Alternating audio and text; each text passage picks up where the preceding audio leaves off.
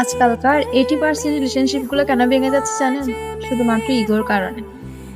আপনারা যাই বলেন, ইগো দিয়ে কখনো কোনো সম্পর্ক টিকায় রাখা সম্ভব না।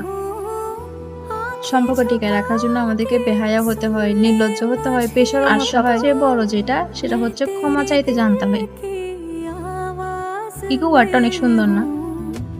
3 অক্ষরের একটা ওয়ার্ড, ছোটখাটো। কিন্তু ওই 3 অক্ষরের ওয়ার্ডটাই আমাদের পুরো একটা সম্পর্ক নষ্ট করে দেওয়ার জন্য যথেষ্ট। কথা বলতে বলতে দুটো মানুষ যেরকম কাছাকাছি আসে, ঠিক সেরকম কথা না বলতে না বলতেও আমাদের অভ্যাস হয়ে যায় একটা সময় পর। তখন মানুষ একা থাকতে শিখে যায়। তখন আর কাউকে প্রয়োজন হয় না। যদি দেখেন কখনো আপনাদের সম্পর্কে অবহেলা আসতেছে, দূরত্ব আসতেছে, ইগো আসতেছে, তখন আপনার যত তাড়াতাড়ি সম্ভব চেষ্টা করবেন যে এটা কাটিয়ে নেওয়ার। কারণ একটা সময় পর গিয়ে ভুল বোঝাবুঝি মারাত্মক লেভেলে চলে যায়। তখন আর চেষ্টা করলেও, হাজার মানানোর চেষ্টা করলেও, হাজার জনকে দিয়ে বলালেও ওই মানুষটা আর আগের মতো হয় না। ওই মানুষটাকে আর আগের মতো ফিরিয়ে আনা সম্ভব হয় না। ওই শূন্যস্থানটা আর কখনো পূরণও হয় না।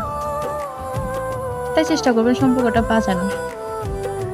জানেন, মানুষকে আপন করতে বেশিক্ষণ সময় লাগে না, কিন্তু ওই মানুষটাকে একান্ত নিজের করে আপন করে রাখতে অনেক স্ট্রাগল করতে হয়। আজকাল তো দেখতেছি অহরহ সম্পর্ক হচ্ছে, কিন্তু তার চেয়েও অহরহ সম্পর্ক ভেঙে যাচ্ছে। কয়জন টিকায় রাখতেছে এত ইগো নিয়ে? এখন তো সবার কাছে ইগোটাই বেশি।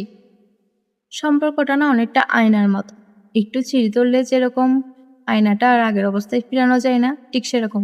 কিন্তু আমাদের সম্পর্কটা হওয়া উচিত ছিল একদম স্বচ্ছ জলের মতো, যেটা তাকালেই একদম উপর থেকে সম্পূর্ণ স্বচ্ছভাবে পরিষ্কারভাবে দেখা যাবে। আচ্ছা, একটা কথা বলেন তো, যার কাছে আমরা নির্লজ্জ, বেহায়া, বেশরম, তার কাছে ইগোটা আসে কোত্থেকে? ইগোটা কেন আনবো আমরা? ঠিক আছে, আত্মসম্মান আমাদের সবার আছে, কিন্তু সম্পর্কটা যদি তোমার কাছে ইম্পর্টেন্ট হয়, তাহলে তার টিকিয়ে রাখার দায়ভার কিন্তু তোমাদের দুইজনের। কারোর একার দ্বারা তার সম্পর্ক টিকায় রাখা সম্ভব না। তোমাদের দুইজনেরই দায়িত্ব।